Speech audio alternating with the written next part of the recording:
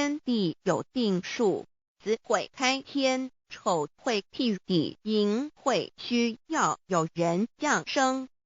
时机已至，老母娘亦有无奈之处，才舍下皇母之96元胎佛子，以其降临凡间，接受种种历练，屡次的差援佛东土而下来一次反一次不肯至凡，于是老母娘每次差遣援佛子下凡降临东土，每来一次又回去一次，就是不肯留下来治理凡间东土。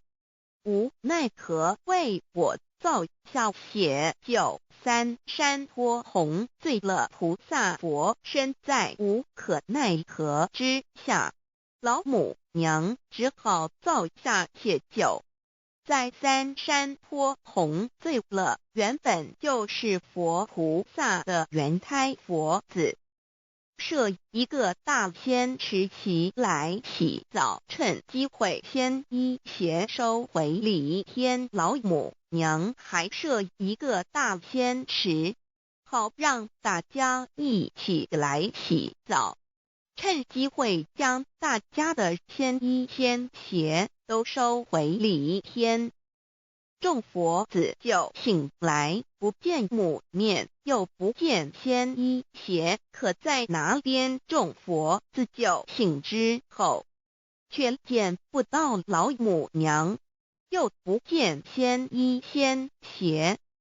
为娘，我悲痛泪源自呼唤耳，众等速东奔，莫要再敛老母娘，因为要与众元胎佛子分离，故而心中感到悲痛而流泪，并且呼唤众佛子速速往东土而去，千万别再留恋于礼天之舒适自在。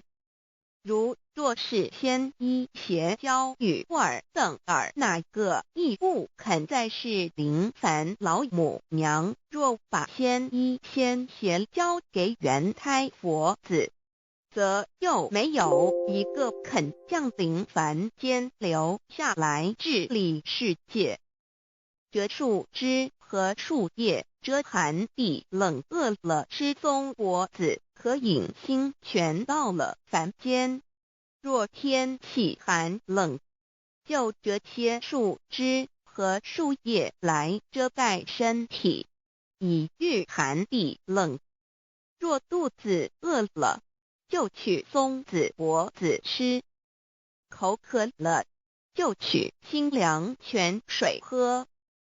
众佛子如调回悲哀悲叹，问母我至何时方把家还？众佛子听了老母娘如此吩咐，皆如吊失了魂魄一般，悲伤地哀嚎叹息，纷纷问老母娘：我们到什么时候才能回家呢？母言答：3期末打开普度清烧书清寂信清度佛缘。老母娘回答说，等到3期末节大开普度的时候，老母娘会亲自烧书寄信给大家，并且亲自来度化众元胎佛子，告一回家之路。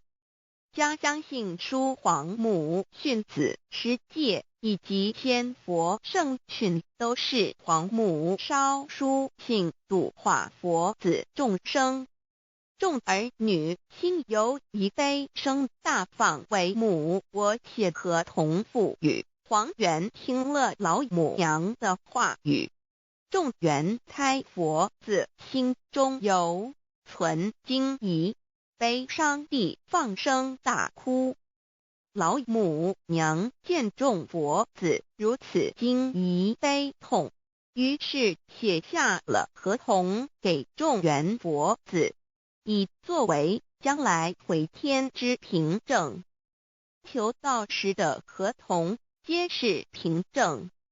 自此，我原佛子东土，而奔至世界为男女哉利人焉。从此，皇母之原开佛自便向东土奔驰而去，便治理世界，或为男，或为女，并传递人间烟火。母子分各东西，好不难过。自此，我众佛子受尽熬煎子各分东西，令老母娘内心好难过。而众佛子自此以后，却受尽无限的折磨与煎熬。唐李白不风师名利图煎熬，安得闲于不？至今时区只算6万年，载每想而在世苦母心难安。自三山坡一别到现在，屈指算来已有6万年了。自寅会生人以来，至今未知出，已将近6万年时光。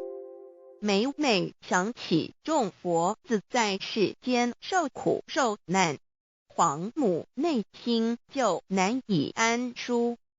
一别千古，一别6万多年。今时夏运也至为母，降道差3佛半没，后普度收圆。现在时运已经到了，为唤回在世间受苦的原佛子，老母娘降下了大道，指引众生回天之路，并差遣3佛半里末后一着的普度收圆。3佛燃灯古佛、释迦牟尼佛、弥勒佛，如何与老母娘同在一任理时修一理，不依人修道，任指真一人一出错，一理是良心2行公了愿，天不能言，地不能语，人能弘道，非道弘人。结论而的敦厚善良，造就母的完美圆满，儿的光明坦荡，照耀母的灵明清虚，儿的柔和宁静凝聚母的慈悲感应，儿的知足感恩建立母的欢乐喜乐，儿的无私无我辉映母的无边无量，儿的屹立不摇弃入母的永垂不朽本尊与分身关系。资料来源网址https://drive.google.com/files/d/0b_cas1zm/view pref equals 2 and plea equals 1 and page equals 109538991504767448305.